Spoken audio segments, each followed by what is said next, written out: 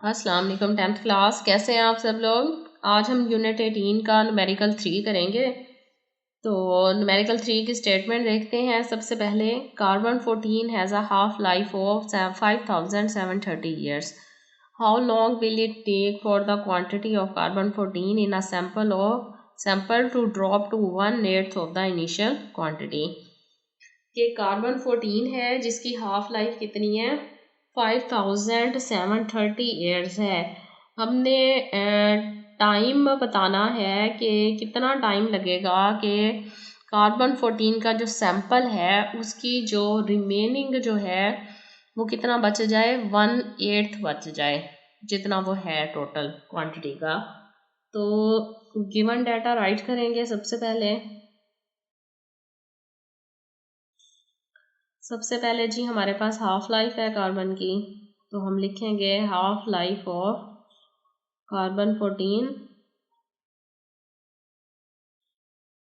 5730 years.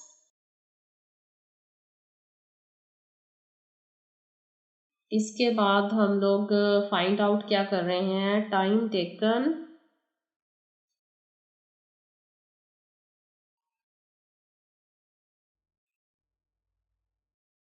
by carbon 14 in a sample to drop, कितना drop होगा, drop to 1/8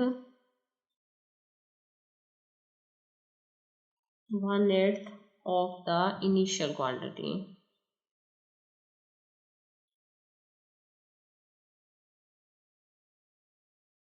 time find करेंगे। अब हम लोग लिखते हैं सबसे पहले fraction of carbon 14 after first half life. First half life के बाद जो फ्रैक्शंस रिमेनिंग है वो कितना आएगा, 1/2 आएगा। सेम इसी तरह हम लिखेंगे fraction of carbon 14 after second half life के बाद कितना बचेगा, 1/2 मल्टीप्लाई 1/2, तो ये आ जाएगा 1/4, 1/4 यानी बच जाएगा 1/4 सेकेंड के बाद। अब थर्ड देखें, fraction of carbon 14 after third half life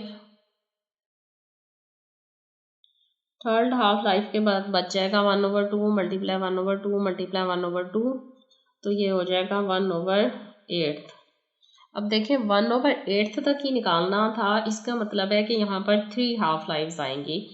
तो हम लिखेंगे number of half lifes of carbon 14 in a sample to draw 1/8 of the initial quantity 3 half lifes, यानी 3 टाइम का हाफ लाइफ का ईयर्स जो है वो होंगी।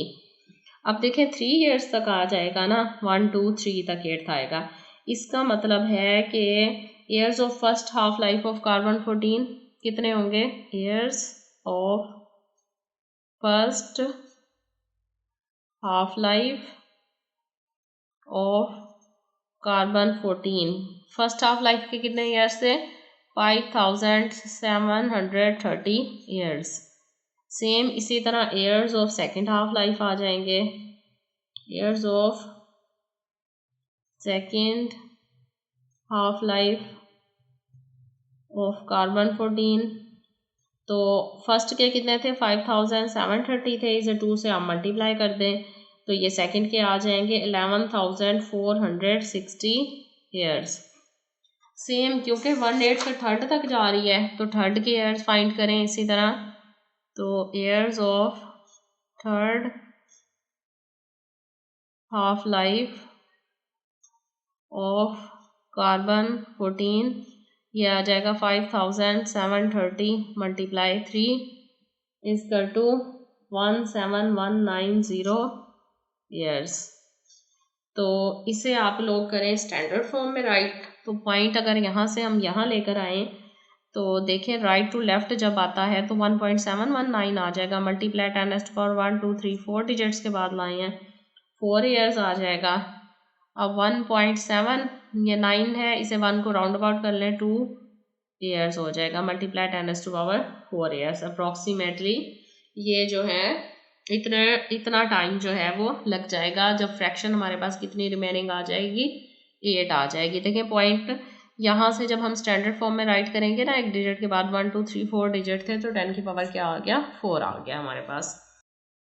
तो वो 18.3 था। अब हम 18.4 की तरफ आते हैं।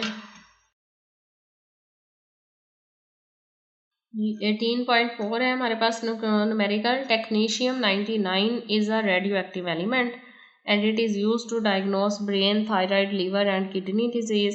This element has half-life 6 hours. If there is 200 milligram of this technetium present, how much will be left in 36 hours? ये टेक्नीशियम 99 एक रेडियो एक्टिव एलिमेंट है और ये ब्रेन, थायराइड, लिवर और किडनी के जो डिजीज़ हैं उनको डायग्नोस करने के लिए इस्तेमाल हो रहा है, जबकि इस एलिमेंट की जो हाफ लाइफ है वो 6 आवर्स है। अगर हमारे पास टेक्नीशियम की 200 मिलीग्राम मिकदार हो तो 36 आवर्स के बाद हमने बताना है कि वो कितना बाकी बच जाएगा, रिमेनिंग अमाउंट जो है वो फाइंड करनी है। तो given radio active isotopes, given radio active isotope कौन सा है? टेक्नीशियम है 99।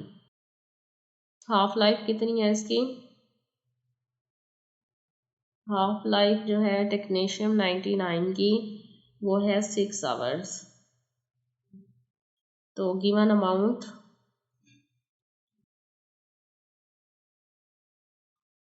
अमाउंट ऑफ टेक्नीशियम 99 शॉर्टी ECH लिखते हैं।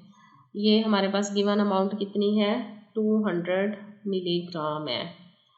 तो हमने फाइंड आउट क्या करना है, अमाउंट ऑफ टेक्नीशियम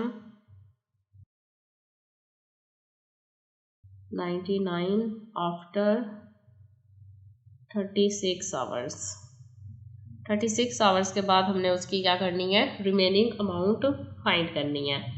तो देखें जो फार्मूला इसमें यूज़ हो रहा है वो आएगा रिमेनिंग अमाउंट